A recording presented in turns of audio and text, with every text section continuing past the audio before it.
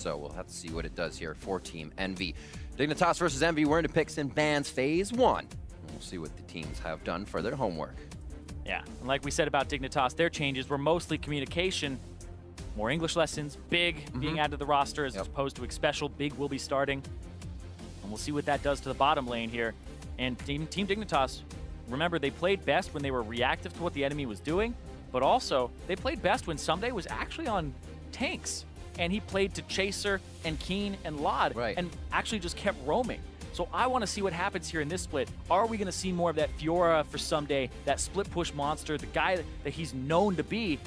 Maybe not, because they're banning it out, but I want to see what the style is for Dignitas. Are they trying to become a more well-rounded team where Someday gives away his resources? Because he had the best laning stats out of all top laners in NA. Well, you almost know it's guaranteed you're going to go up something like that against Seraph, right? When has the guy really played tanks? I mean, he can, but it's always trying to carry from that lane, have a split push advantage from that lane. So Someday almost knows the type of matchup he's going to get.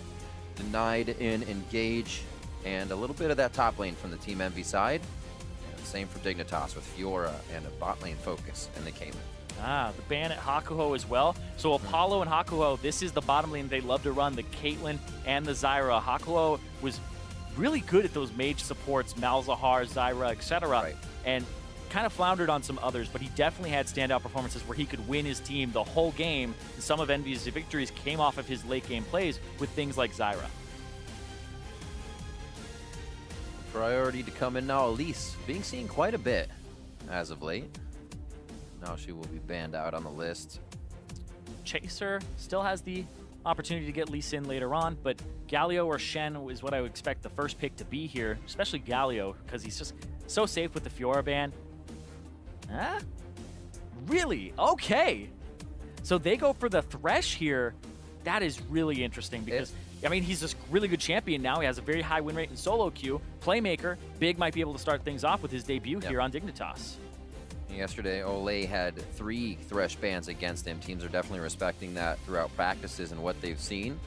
So Big's going to be playing with comfort, and now the calls from that bot lane, as we were saying. Seraph takes in the Xayah. Rakan still available. This could be another combo that we see as we did yesterday from Chronologic Gaming. Yeah, playing Rakan into Thresh. There are some interactions that get a little bit strange. Don't know if he'll play it into it, but we'll see. The Xayah, though, for Apollo, a little odd suit for him because he's a very defensive AD carry who likes to play things like Caitlyn, play from a range. We think back to his Kog'Maw, we think back to his Fusion days, and they are going to lock in the Rakan here and have the duo. I said it because it's fancy, right? You get that duo, you get the back fun, but you're right, it is easily countered. A quick flay, a hook in, there's that pause moment for Rakan to land on the ground, have to get out for the Z. Yeah, and makes it difficult. Exactly, and they know that the Rakan is a good pick here because the Thresh, melee support for all intents and purposes, in terms of his range, that you don't have to worry about getting poked out of lane by like a Karma, etc. But this is interesting because the Twitch, very unsafe to play against this bottom lane that can engage on you. But Lot is looking for a little more firepower. Lot had a pretty underwhelming split, but I like this Shen pickup here and go for a Submarine. Lot has said, though, this is the team where if the mistakes are made, it's on him. He's got all of the things that he needs around him. So he does take that power to Twitch for this pick. And you talk about the power and like the mistakes are on him. Well, the Shen in the top lane for one of the best players on the team, Someday, once again playing a tank that plays around his team, so he'll be looking for those stand Uniteds onto people like Lod to keep him safe. Syndra pickup already as well. Things are going quick here for the first set of picks, but a little back and forth. At least for the mid now and top. Yeah, and now I expect Fizz Echo as the bans here because it's Keen. Keen knows counter picks like the back of his hand. And now the next thing as well is the Vladimir going to be coming out after that, because you don't get those 3 bans, you only get those 2. And we'll see, because there are a decent amount of Syndra counters, and I assure you Keen knows multiple. Definitely pretty safe for Pyrion, though, to feel comfortable in this first game.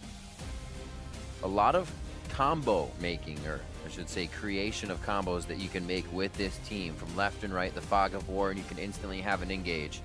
Where do they get the tank from here for Envy? You see the second phase of bans coming through with that Fizz and Jarvan being banned out, as we saw some top lane love from him yesterday, and the Renekton also going in his place. And there's a ban of LeBlanc from Envy. All right, so no Echo ban here. Could have a double teleport composition from Team Dignitas if they do pick up the Echo, but It would be a melee range champion that can get charmed up by the quickness very easily. Like the top lane bans here to make sure that the Shen has a little bit of priority, or you have to play something a little bit out of the wheelhouse. We'll see what Seraph has. We know him for his counter picks as well. The Jace would do that. This actually puts a lot of range in, and then a quick commitment from Apollo on the Xayah with his ability to get out could keep him safe. And it's interesting because this composition from Team Envy, Xayah is most powerful when she is kiting backwards and has Rakan. And this is a composition that you want to engage on. You want to throw the hooks, you want to take them, you want to have the Shen go in, and then that's perfect for the Xayah to disengage and get away from. Especially when you have a Jace. Jace will poke you from afar, counter to Jace, get that hard engage going. More shields. Yep. It is going to be a LOD-style game here that Dignitas is going to put together. Quick engages from Big and Someday.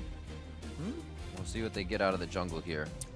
Possibility for Gragas to come through. Lee Sin also on the table. The Rengar is the other one that we haven't seen a whole lot of, but it's something that Chaser's comfortable on. All right.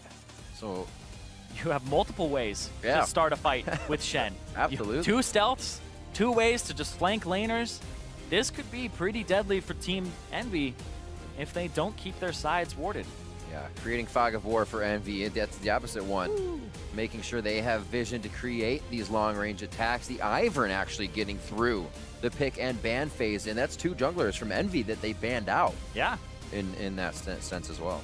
Interesting that they would go for the Ivern here and Team Dignitas wouldn't, because you'd think the Ivern is great for rounding out a composition like Team Dignitas is, but it just seems like Chaser, more comfortable on an aggressive champion, doesn't want to sacrifice the early game. And now Team Envy have a little bit more defensive power in that jungle for Lyra to help out. Remember, we've talked about Lyra. Some of the best early game stats for all junglers in the league. #1 considered voted best jungler in the spring split. And it's just insane. He's going to be on this non-carry champion. It's kind of like non-early seeing an MSI when you're like, wait, did Peanut pick Ivern? Yeah. Is this going to happen right now? He's not. You can't kill on that. Yeah, exactly. It's like we want to see those kills, those highlights. The shield highlights. And the Lee Sin was left up for both of these junglers as well. One of the junglers at the top of their list from the spring split. Exactly. Chaser played it a whole bunch. Lyra, did like the champion. Favored things like Elise a little bit more, but definitely think that Lyra has a very diverse champion pool. He even showed us like an AD Nidalee once, the only person to bring that thing out. What do we got? Rage and engage and kite and fight. Rage engage left side, kite and fight right side. Hashtag Dig win. Hashtag Envy win. We'll see how these teams duke it out as we start off our second day, or I should say, continue our second day of the summer split of 2017. Can't believe we are already here. I know. It's absolutely crazy. 3 games we got early. The 3-game 2-0 from Echo 5. And we're finishing the FlyQuest, and no. All right, we're on the Rift. We will have to see what happens game 1. We've been getting a good amount of best of 3s here to start things off as teams have been able to test each other to the max. And a few fast games today as teams were able to get under each other's skin. We'll see how this one plays out right now. I like the Doran Shield start here from the bottom side of the map. Apollo with the Doran Shield. More and more of those. Yeah, every tick of Twitch Poison actually resets the Doran Shield passive that keeps ticking. So it's actually like 16 to 18 seconds of regen instead of 10. So it's really powerful against Twitch, but Twitch buys it because he wants to circumvent his laning weakness. But the other thing here that's interesting is Hakuo didn't go for the Ancient Coin, doesn't want to play the little mini game where he's picking things up, especially in a melee matchup. You would expect it to happen, but he's gone for Spell Thieves. He's gone for the need to harass and get some spells down to get gold. Prefer Spell Thief as well. I mean, especially we think about Hakuo's play style in the amount he likes to engage, the amount he likes to try and do damage. You get a little more regen, a little more damage early with that. Yeah, and then when he converts it over and it has the quest completed, gives him 50% movement speed for 1 second. It's definitely the best quest out of all of them. And for Rakan, means you jump in with the quickness, hit somebody, and you're 50% faster on top of your fast movement speed. Hit him with the quickness. Just keep going. So it gives him potential to get more out of the charm, but that's in the mid-late game. Does have to get to that point, though, so you'll have to at least auto-attack or harass with the very low range of Rakan. And just double-checking it. Yeah, 300 range, so outranged by most ranged champions. Fresh actually outranges him by 150. Yep.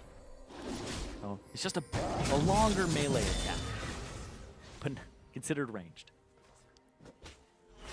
Can get you into some sticky situations. They're actually trying to get autos on to get this wave pushed. They will deny the first 3 nicely.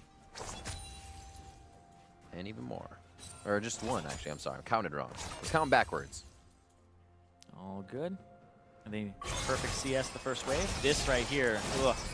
This is why the combo is so good. Is Xayah popping her W and using the Deadly Plumage, which puts the attack speed and movement speed burst on her every time she gets those autos. Yeah. It also puts it on Rakan if he's nearby, so she gets extra damage output. It equals to about 20% increased damage for just having Rakan next to you, which is just disgusting. Especially when you're taking turrets, it makes it much faster as well. And as an opponent, it's easy to see if you're looking for it in the swirl, but can definitely take someone by surprise. A quick level 2 here for Grand Entrance is a possibility. Keen to step out. They're looking for 1 more auto, and it might be on this wave here as he's going to go for that melee. Yeah, but the fact that he actually showed himself, Hakuo poked out for half second, and they saw him and pinged him out. So his roam didn't really cost too much CS for Apollo. Does mean that he won't hit level 3 at about the same time, though. Big, I believe, up a little bit in experience, just slightly. I actually really like the design of Rakan Q, where you hit somebody and then you have to kind of play the fetch quest and bring the heal back to your teammate. Come here, Apollo. No. It feels great because it just feels like he's running, like just playing fetch all the time, and I like that. It is nice because you can also make a Q and then a battle dance play. Bring it over real fast. It's a great thematic thing as well. It's like the bird goes out, it's like, you like yellow, and then goes back to him. Yeah. I'm sure that's what he does. Another heal. Just quick hits, not too much damage, not something that it's not too much healing either. Leveling. Yeah, not too much healing either. It's kind of that we dove a turret, hopefully you need about 80 HP. Yeah, exactly. And the healing isn't that much. It's like 45, and it actually goes up based on level, not rank in the spell. So it's to encourage you to max the W, the big playmaking ability, the grand entrance from Rakan, so you can make those plays instead of harassing in lane or something like that. A good roam. You can see each time it kind of plays out like an Ashe lane, but with more roaming, since I believe Hakuo will maybe just be able to get in and out more dodging with the grand entrance if he needs to. But they push it, he roams, clears wards. They continue to have vision on this side of the jungle. Yeah, and it's interesting because this could potentially backfire onto Apollo at some point when Hakuo leaves, but he's playing safe enough. Sure. And I talked about how Xayah is most powerful when you're engaging on her and making a play because of her feathers and their positioning. So it just seems like Dig don't want to walk up and make a play on her because of the potential of the turnaround. We'll see, again, the different play from Lyra here on the Ivern. Usually at the end of the season, this was a Fervor Nidalee diving turrets at level 4 and 5. Here we're setting up for ganks from the river. Yeah, was predicting Chaser to be on the bottom side of the map during that time based on his Raptors, and they were warded out. It means he had already cleared his Raptors twice, so he was on that side doing a bot side clear. So he stuck around a bit, but both junglers just backed off. Nice job so far from Keen, farming within the minions and getting Pyrion to actually do some good damage to them as well. Getting his lane pushed, but also being able to push in Pyrion. Yeah, top lane though. Seraph able to get himself a small CS advantage and back, not having to use his teleport either. Whereas Someday has kind of done the same already. Interesting that you would see the Jace be about the same CS as that. Look at that, Lod knocked up, can't follow up. Progressing towards the top. That was that re-engage we were talking about from the Thresh. Lyra in the top side as well, looking to put some damage onto Someday and maybe get a teleport out of that play. And I'm not surprised at how hard Apollo and Hakuo are going, but once that level 6 comes up for Someday, they do have to be careful on the Shen ultimate. Yep. Someday himself, pretty close. Pretty careful here. Yeah, both pretty close to that level 6. Someday gonna hit it very shortly. And this is where Chaser is gonna hang out on the side. Don't know if he's gonna do anything though. Hey, he actually just checks the bottom side jungle. They know that Lyra's not on the bottom side jungle. Potential for a play. It's good to interrupt on the recall so they don't get synchronized. Wait on the back. It's one of the best parts as well. In a duo, somebody else can start the recall for you. You just take the rest of it. And yeah, Apollo going for the crit-centric build, maxing E, the root or the feather pass-through, the blade collar. scales off critical strike chance. It's the build that we're seeing a little bit more commonly. There was a Blade of the Rune King build that was bouncing around, but seems like people are much more favoring these builds of the AD crit as of late. Seraph placing a deep ward down by the Gromp. Knows that the jungler's on the bottom side. Actually, a ping going down just quickly. Maybe able to go a little hard here and keep Someday out of the game. We talked about Someday being on something strong, kind of carry the game. Definitely going to be a support one for him, a support style, I should say. Yeah, nothing quite carry-oriented with that Shen, but I will say that Shen, towards the late game, can have that split push threat and split the map. But this is an Envy composition that really is squishy, so I think being in the team fights for Dig is probably going to be the better suit. He can hold up against the split push of Seraph, but if you do pick a team fight, he has ways in with Laud and Chaser, so could see some great playmaking from Dig. But we talked about communication and them wanting to up it. This team needs communication, because if one person's engaging and the others aren't, that's a problem. That's a huge problem and could potentially lose you the game. And Dig really just want to have those clean engages, those clean catches. Well, that's why we have Big now in the bottom here for these guys. A first pick on Thresh for the team. A lot of priority put there in the bot lane for him to feel comfortable and continue to keep vision around the map, continue to keep calls for just about each lane.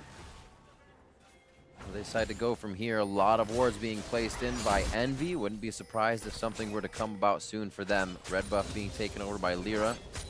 May even be able to scoop one over to Seraph at this point.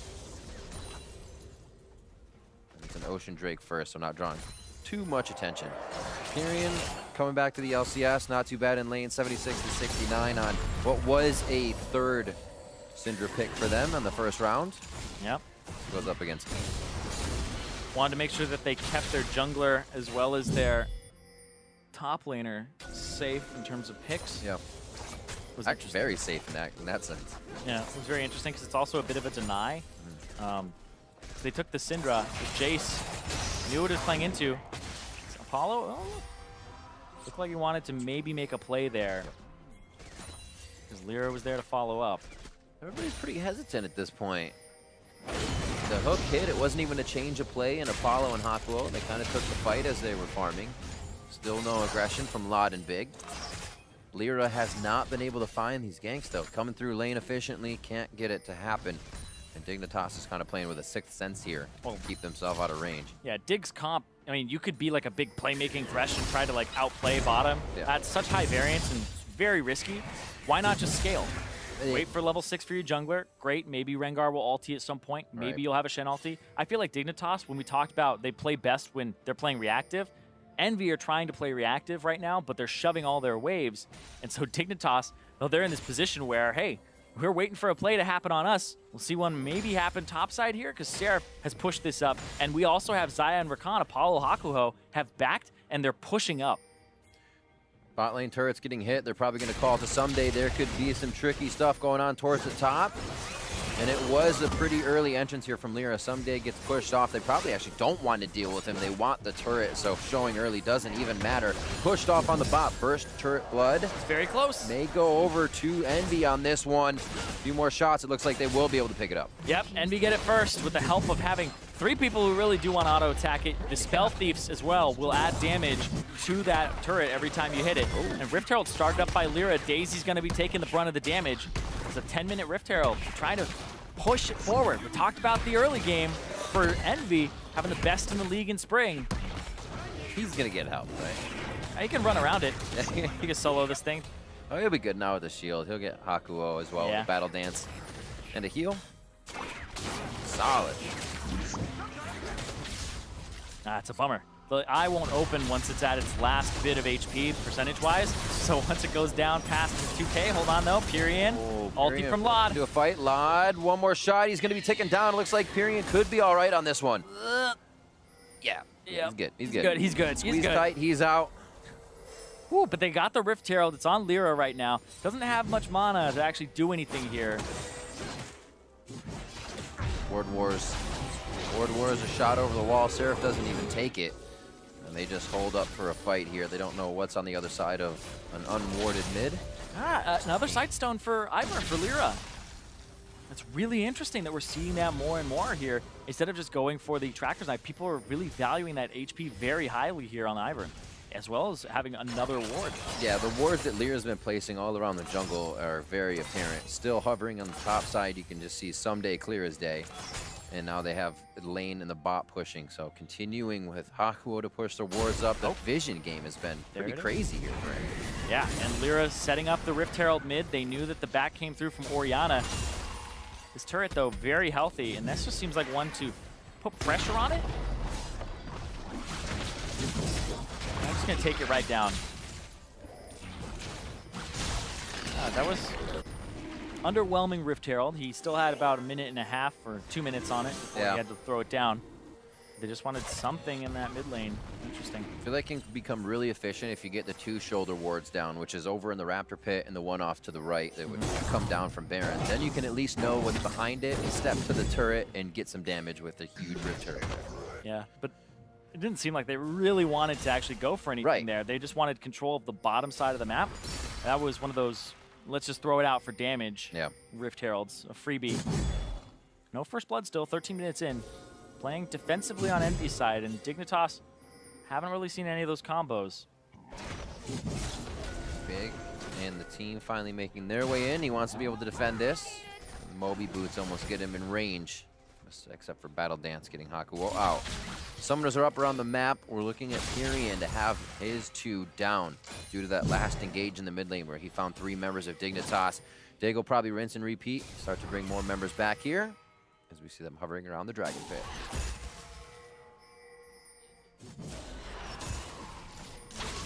They're just looking for picks. Lod keeps coming into the lane as Twitch. Stealth.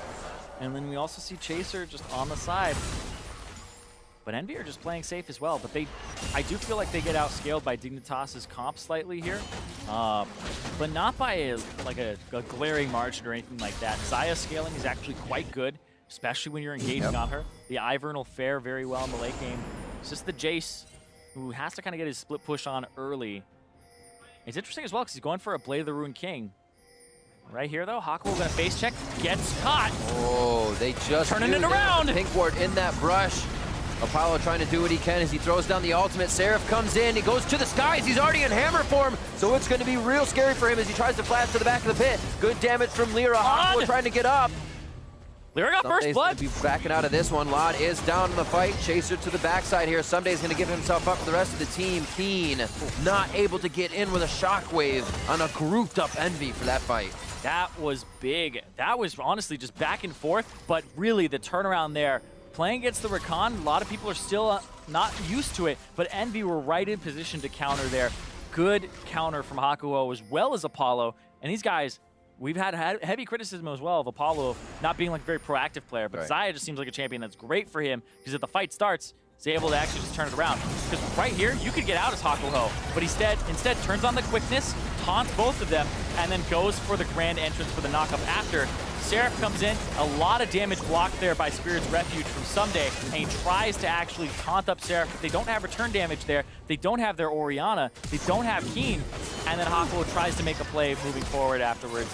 Lyra had already picked up Lod, who's a big damage dealer on this team. We talk about putting all your eggs in a basket. Lod is going to be the majority of this team's damage during the mid game. Keen will pick it up a little bit later, but if your Twitch is getting picked off like that and doesn't have the protection, then it's an issue. It's interesting too because he was picked up by an Ivern, which you don't really expect, but it still happened and Lyra got that first blood. Thanks to the brush. Yep. Yeah, just pushes on both sides of the map here for turrets. Just trying to open up the map a little bit wider. Talked a little bit about the kiting, but we didn't talk really about the disengage these guys can do. And then to the kite, they hit Apollo or they hit Hakuo. It's a battle dance or it's the quickness out, right? You have so much committal to that first hit that Dignitas kind of was left wondering, well, who do we hit next? How do we engage next? Very tricky there from EnVy. So now that Dignitas know, probably won't be hitting that as quick next time and be sure of which target they are going to grab. Exactly. Dignitas weren't really that great at proactive plays during the spring. Like we said, always looked better being reactive. That was a play that they started again and it backfired. And this is a comp that you can make those proactive plays. They were looking for some with the Twitch constantly stealthing into lane, but we haven't really seen like an ultimate from Chaser where he's trying to get a pick. And look at this, Big trying to shore that up. There's the hook. Oh, what a good hit from Hakuo, denying the rest of the damage with the shockwave from Keen. Finds its true targets. Pyrion and Hakuo are down. Not everybody there from Envy, and a great turnaround from Dignitas. That was a great hook from Big to start it up, but then a follow-up from Keen. The guy has so much damage already, highest CS in the game, and he's been doing work. That's why that last fight didn't go their way either. Right. Imagine, again, if we had that shockwave in the last fight. Holy moly. And he's still going to go back now with a bit of gold in his pocket on those 2 assists. Chaser trying to do what he can to get this Drake for his team. Get a little help from Big, possibly. Big going around to the back. Chaser says, I got it. Just give me the lantern to get to safety. Yep. Not even going to smite it. Cool guys don't smite. Yeah, going to go for the red, smite that. So top lane working on a bit of Seraph in favor of Seraph here, knowing the pressure was bought. He gets to throw more wards on this top side of the jungle and push, but we'll see this engage one more time, even on a ward. Pyrion disrespecting the play. Yeah, Pyrion too close to the wall, didn't have any options except to move closer to Keen to try and dodge, but you don't want to do that. And nice follow-up there. Keen, I believe he already had Merc Treads by that point, so the quickness actually lasted less time and was able to just go for the Orianna Shockwave and pick him up. Like a honeybee. I love Ivern. All those voice lines he has. 191 to 164. We'll see now what Keen can do. Gets himself Merc Treads as well, as you said, to keep those plays going and keep Orianna true to her lore, dancing around the map. Hakuo now seeing what he can do, trying to be global for the team and get these wards down. Envy still keeping their vision up, but they gotta keep the turrets up because the vision will just fall regardless. Getting picked apart a little bit here. Dignitas are just grouping and splitting. Now there's no more of those inner turrets, or those outer turrets, sorry, for Dignitas to take. They have to play for those deeper objectives, and they can't be scared to do that. Seraph pushing down bottom, still doing his split push thing. Went for the Blade of the Rune King first to try and do some percent HP damage and to sustain himself in the split. It'll work a bit versus Someday, but ultimately he does have to find a way to push this Shen out.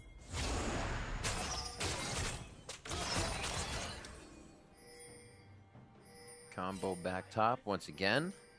It looks like the team actually has an idea of something to go down here. They have lost a little bit of vision of what they had previously, but Envy has continuously gone with an idea so far if they have it.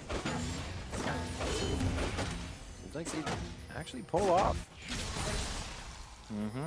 It's very difficult for them to find something right now.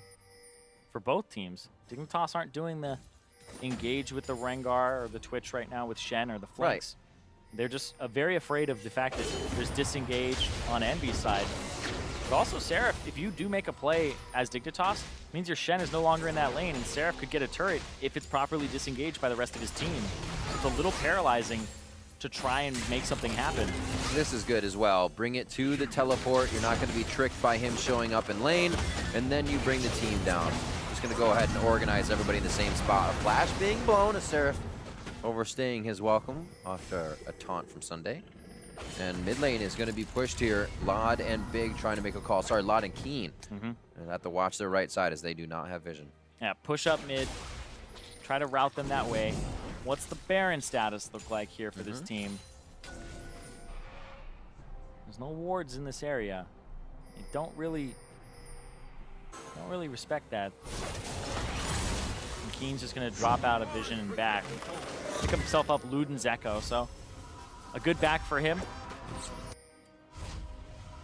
They're playing around each other. Yeah. It's like, how can we avoid each other even more game right now? Both teams seem like they just don't want to play into the other team's hands. Yeah. But Dignitas, I will say, just scale, like I said before. I mean, so they're happy right now. Yeah, they're pretty happy. They don't really have to make gigantic plays or anything like that. They can just scale up and wait. Envy, kind of the same boat, but not entirely. It's interesting as well, and it obviously doesn't have to play to this, but you see these games kind of go more even. Dignitas will try to make a few plays. If they don't, it almost puts them in that situation where then they do have to say, do we position for a Baron jockey? Do we go back to that? The game's kind of almost manifested itself in the end once you can't find anything. Exactly. Is it a Dig Baron again? We'll see. Envy, not really the greatest of early games here either. I mean, we talked about how they were the best early game team in spring with Lyra's aggression, but the Ivern, very different style champion for him.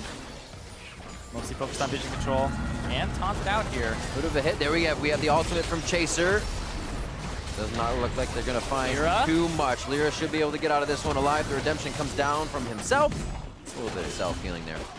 Bot lane's pushing very nicely right now for Dignitas. They have some time to play here, as Envy will have to respect that. Yeah, Seraph's going to go down bottom and pick that wave up and just grab all that CS and put him out to a pretty decent advantage over Someday.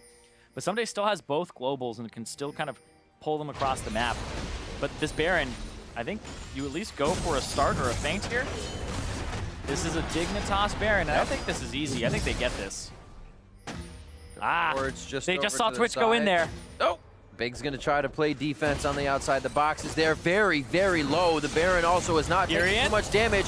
Great damage coming in from Keen and Big. Pyrion almost goes down as Hakuo flies in with the ultimate. Baron's down to 2,000 HP. This is smite range. Everybody's in. It goes to Chaser. Dignitas now needs to make it out safely as Envy is ready to engage. It's all range though. They have to get to that spot. Seraph can't do it now. They've been slowed.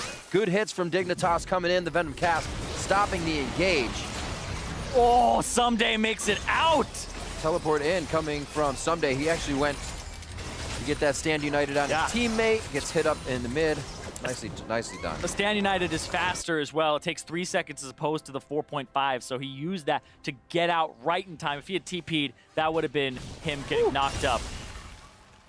Huge there as well from Dignitas, getting the Baron at 22 minutes. I was talking about how the vision of Envy was really lacking around the pit. I thought they were going to go for it at 20, but then they set it up appropriately, and then you saw Seraph down bottom answering that gigantic slow-pushing minion wave. Exactly what they should have done. That Baron, that came to like a 50-50 at the end, but they almost picked up Pyrion at the beginning, and they could have gotten some picks on the way there as well. True to history. Yeah, and speaking of Pyrion, currently down 2 levels behind Keen, who's been having a great performance so far on this Orianna. Up 40 CS, has those 2 assists to his name. And he's going to be that mid-game insurance. Talk about Lod being that, that person that they're putting the eggs in the basket for. Yeah. But I think Keen is that insurance as well. The Orianna, even though defensive in most compositions that want to protect a Twitch or a hypercarry, still can deal a ton of damage in team fights. It shouldn't be underestimated. It's like one of them flies under the radar for a bit, and then you see his damage, and then you get hit up by Keen, and then you know you have to dodge it from 2 areas on the map. You're watching for the flank from Twitch, who's got like a shield from the Shen, and then you lose track of the ball, and you can just completely lose the team fight off of that. This Chaser gonna go. They are just creating a human wall throughout Envy's jungle now. It's gonna be very hard to get from turret to turret unless they route all the way down through their base, which means more time for Dignitas to get with these turrets. Pushed off in mid here. This is where the poke somewhat plays out for Envy if they aren't getting swamped by minions at their turrets. Yeah, I don't even know how much the poke sticks either. The Jace pick for top just seems like comfort, and this is where that small feeling of like hopelessness for Envy's comp kind of sinks in, where you're like, man, their mid lane's behind. They'll get obliterated by a shockwave. They have the ball combo where you can throw it on Shen, throw it on Rengar. They have the protection of the Shen. I'm not winning the split push as much as I should. We'll see here. All right, that's some good damage. Yeah, here comes Chaser though. It's a 2v1. He was, it was that's baited. Unfair. That's all he gets unfair. Oh, Pyrion there as well. Gets a kill for himself. Almost gets the hit is onto Chaser. That's fair. The scatter. Comes in, makes it a 2-on-2. Tag me in, bro. Picks him up. They needed that at least to get a little bit of breathing room. The Baron being pushed in more than one lane is just too much for Envy to handle right now. And Keen knows Pyrion's still doing a bit of damage now that he's got a few items. We'll back off with Lyra on the way. Both top laners blowing their flashes though. Seraph was winning that 1v1, but it was really one that Someday was sticking around for. And Envy, like I said, that hopelessness is starting to kind of sink in. You're really relying on, hey, this split push has to work, or the engage has to work, but they're not going to be in the same spot here on Dignitas unless you really force something first. Yeah, Seraph. Good follow from Chaser here, but the 4 stacks missed the first route, got the second, and then the taunt flash from Someday. Put him right in range for Furion to just get the pick up there. Love seeing this composition again. A Venom Cask from Lod into a hook from Big, starting off the fight with the Thresh and the Twitch. It ain't easy being green, but they're trying. They're trying. 3-3, 27 minutes in, a pretty neck-and-neck game, but Dignitas has found the structures, the map control, and they've really been able to put themselves on top with just those small advantages, continuing to mount on each other. It'll be a little bit before Someday can push up this bottom wave. The rest of the team will be happy to take a kill if they can get it, but staying safe for the time being. Yeah, just going between turrets, getting those tier 2s. This has always kind of been the worst part for Dignitas, is getting to that base. They've had some early advantages in spring, but it was really just pushing it forward. A lot of that is communication too, having the team understand, have that game knowledge, and play relative to each other. They've gotten some mid-turret damage, looking towards bottom because it's been shoved out, and top is getting shoved in. I think this is great. Now they get a lot of damage on this turret. This is potentially this turret going down. Yeah. EnVy doesn't have a tank line to actually threaten this, and because of this rotation, it's just way better, and EnVy just pick up that turret. A lot of pings going down mid lane. They feel like they can get the backs and route Dig and just push this one wave down for maybe one, maybe a top two. Yeah, top lane turrets being pushed in. Someday, or sorry, not someday, we're having Lod back for that, as well as Chaser. You know, try to pick that one up. But now EnVy get to push mid and get to push that top turret too. Oh. They didn't stick around for the damage there. We're a little bit afraid of Chaser potentially ulting and Someday ulting him too. So even though Chaser was still like tier 2 turret in the middle of the lane, they were respecting that. Already got that nice vow from Lyra. Yeah, he's actually gone for a build where the Ruby Sight Zone, we're seeing it way more from Iverns than I had actually anticipated. Right. The early Sight Stone, they get rid of their jungle item because you're never going to upgrade it anyway. And then the Ruby Sight Stone is health. 4 wards, your team is just swimming in wards and vision, but also it's the active cooldown reduction. So his redemption is off of cooldown faster than normal as well. Someday, not having fun, gets charmed up, is able to get out. He's out, has a lantern. He drew 2 ultimates and a flash. Very nicely done. Yeah. Only having to burn pretty much nothing. Just his own resources there. Like it. No flashes. Didn't have his, so they thought it was easy pickings, but Big was in the right place at the right time. Baron also in 30 seconds. Is this Dignitas one step ahead? Seraph trying to make EnVy climb that ladder a little bit faster, but top lane now, Lod is on the move as he continues to go in and out of stealth for speed. Chaser's just able to run it down with him in the stealth squad towards the top side here. We'll see what they can do in a 3v4 v2 situation. Their third big coming up on the left side here, and so is Keen as they try to dance themselves. Do a good spot. They will be able to. And EnVy now trying to stop a turret going down. Really just kind of waste resources at top. That ward doesn't see them. They don't want to kill it. They don't want to hit it and give away their position. They're doing Baron again. Dignitas, have they mastered it? Have they made Baron their pet worm? Doesn't look like it. It's healing. It's healing. So I was like, oh my god, have they done it? Have they like cracked the fog the code? of war gets you at that point. You're have like, they done it? Where's the Baron health at? They pulled off of it. And apparently, they still have those nightmares every now and then. But look at that! A nightmare! Flayed in. Do they lock it down? No kills. Wait. Ignite? Yes, it's enough. Big comes up with it and the poison from Lod. Never underestimate the double dots. And now you go clear out that pit. Someday he'll push out the bottom side of the map. Seraph can't answer him, so this minion wave will go all the way towards that back, towards that bottom turret. And now, do you play for another pick? Do you wait for another hook? Play around Big? First pick Thresh? Working out? New guy? I don't know. Seems to work so far. Is this the process? Is this clear out wards? Allow Someday to split push? Just keep going for hooks and baiting Baron? One thing for sure, they have their call to do it or the call to stop has been synced up for the entire team. Here we'll see one more time. Can they go 3 for 3 on those calls as EnVy looks to make a move. Someday first over the wall. Doesn't want Lyra to be able to get a chance. And he's actually forcing Lyra right out of the fight. It's going to be the root caller onto Big. Oh, yeah, he went in. Not going to happen. He flashes over. That means he seals his fate. And Keen comes up with the kill on that one after all the back and forth. they do choose to go for it. Yeah, and that just feels like a desperation move because the game is getting away from them. They aren't in a position after Seraph got caught to even go for that barrier, to contest it in vision. Dignitas have the better straight-up team fight and front-to-back team fight as well with the Shen. So you can't face check it. You have to just throw wards over the wall, and Dig played that right. Dig get themselves that Baron. They put baiting it appropriately and picking it up.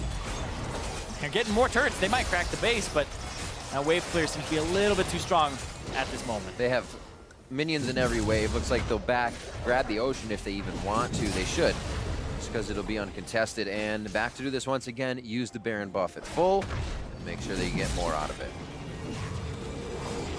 Keen, level 18 already. This right here, the taunt onto Lyra, pushing him back. And then right here, the flash over. Big actually flashes into the root collar and flays him as well. So makes it so that Lyra would be super late to the flash in if he went for it, and it would give so much time for Chaser to actually go for the smite. Really well played there to just 100% try and guarantee that Lyra can't get in right as the smite would be coming through. Someday finishing up his Gargoyle Stone Plate, they get just more and more resistances under their belt here. Now, Gargoyle Stoneplate is such a good item as well, especially if you're team fighting. It's got that 40 armor and MR, and then if there's 3 champions around you, it grants 3 enemy champions around you. It grants you 40 more bonus armor and MR, which makes it incredibly cost efficient. So if you're split pushing, it's not that great, but if you are actually in a team fight, it's incredibly worth just from a stats perspective. But then you increase your health by 100%. For 4 seconds afterwards. So hold on. Look at that. Nice. Shockwave on Pyrian and Seraph coming in. Will Envy be able to retaliate? Apollo's on the outside firing in, but he is just chipping away at the brick wall. And now they're going to chase down Apollo. It could be a clean wipe, but Pyrian made it out to the bottom and made it out safely. The base, however, is in a different situation. Exactly. They have that Baron buff, and they're going to go straight for that inhibitor. They're going to push for even more. This might be game here, Riv. Dignitas putting the pedal to the metal around 20 minutes in. Consistent Baron calls with cleared vision and cleared calls, and they are going to go 9-3 on the last Nexus turret. Another hook from Big, the first pick Thresh in their first summer split game of the LCS, and they will take down the Nexus to take down game 1. Slow early game. They knew that they scaled. Dignitas waited for the opportunity, and then the Baron baits. The 2 Baron plays that they made were very good and put them in a position to command the game. And then it was the fell swoop. It was the quick dive in, catching out Envy, who looked like their early game with Hakuo roaming around the map might be off to a good start, but Lyra didn't have that same superstar performance that we knew from him back in spring, where he would have such a great early game. And this was just a very calm game throughout until Big landed a hook. They were waiting for those moments where the split push and the waves are right, or Big is getting an engage, Keen's able to follow. And looking at how they kind of drafted these ones, it was almost a kind of storybook. We saw that happening in chapter 20-minute for MV. If the poke comp hadn't gotten ahead, they're going to fall behind. And Dignitas was actually able to, as you said, get past that kind of stopper for them and find a way to end the game, which is something we find being a problem. Yeah, it's a big problem for Dignitas in the past, but right now this game was pretty methodical from them. The Baron baits I really liked. They tested Envy's vision, but they had 2 Sightstones on Envy's side, and this was still a lapse in their huge early game vision from them, which was slowing Dignitas down. Then we get a little bit more into the game. We go 17 minutes in for a replay, and Dignitas finds that 2-0 in the mid lane, and then the game starts to open up a little bit. A little disrespect here, as we said, from Pyrian, thinking he had the distance. And this was just a great hook from Big to start it off, and then he's able to get the follow-up from Keen right on top of 2 members, as Hakuo, who had been doing some great early game moves, ended up trying to save a lot of those plays, because Pyrian did get hooked and did get dropped there, and that was really kind of, I wouldn't say the beginning of the end, because that took a long time to actually amount to it, but really Pyrian was suffering in the mid lane against Keen, who was always up in CS, always up in levels over him, Yeah. and showed that, Keen still has it, still didn't really miss any beats from last split. And it was a very quiet mid lane overall. We did see those 2 flash or the summoner spells blown in the beginning, and things kind of went off from there. Before that, it was a mid lane that was flying under the radar. Yeah, and even if you look at CS, it's 34 minutes is when the game ends. Keen has 380. He's been picking up so much farm, trying to get that Orianna to level 18, trying to be this very effective Shockwave team fighter that stops EnVy's composition from even wanting to group ever. But I definitely feel like he played this very well. Keen kind of went under the radar, like you said. One of the big standouts in this game for me, though. Once we did see the Shockwaves, it was some wows. We'll replay the game ender. 33 minutes of 4-0 for Dig. And this was, they finally had EnVy running around. They found him in the group. Yeah, great taunt there from Someday, hitting 2 key members in the backline. Seraph and Pyrian both really just shredded at the start of the fight, and then it's completely scattered from there. There's no front line. You're being flanked in from multiple directions. It's just the fight was started off right, and then the finish was exactly what they needed to. But really, that Shockwave, the taunt Shockwave, can't avoid it at that point. It's too late. It's already happened, and you're dead. So they had so much gold behind that Orianna to really make that play happen. So what are we thinking for EnVy coming into this next one? A Thresh ban maybe? Or what can they think to do? I feel like EnVy need to just draft a little bit more aggressive for Lyra early, and they need a more cohesive comp, because I just don't like this composition as a whole. I like Diggs more because they have multiple ways. You're thinking of this classic composition, put the ball on the Rengar, put it on the Shen, Shen will ulti whoever's going to go in. You have protection. Like, this is a great composition from Dignitas to play around with and play multiple ways. It's very fluid. EnVy's is like Seraph split pushes, everybody else do their own thing. Hawkwo maybe look for a play. It's like, this team can't really team fight ever. If you get behind, even if you're ahead, this is one that's like, you had to be so far ahead to force your will on the enemy team by just being a presence, because you don't have engage otherwise. Maybe you siege, but at that point, against the Shen, you just get engaged on. Against the Rengar, you just get engaged on. So I would like to see a different style composition for Team EnVy, especially against the one that Dignitas had drafted. So it seems like the synergy was there for EnVy, just not with the composition coming together in game. Yeah. We've got game 2 between EnVy and Team Dignitas coming up in just a few minutes. As we had to break, Zyrene was kind enough to give us a breakdown of some of the big changes hitting the competitive scene this split. How nice. Another year, another mid-season update. There's reworked champions, new items, and even buffs to this girl. So what's OP, and what are we going to see from the pro teams as they step out onto the Rift? Let's find out in the mid-season preview as we kick things off with champions. The tank update saw Sejuani, Maokai, and Zac have significant reworks. Let's start with the junglers, who I think will have the biggest impact on pro play. With nerfs to aggressive junglers like Graves and Lee Sin, tank junglers are primed to come back into the meta, and Zac is a perfect fit. I was made for this, literally.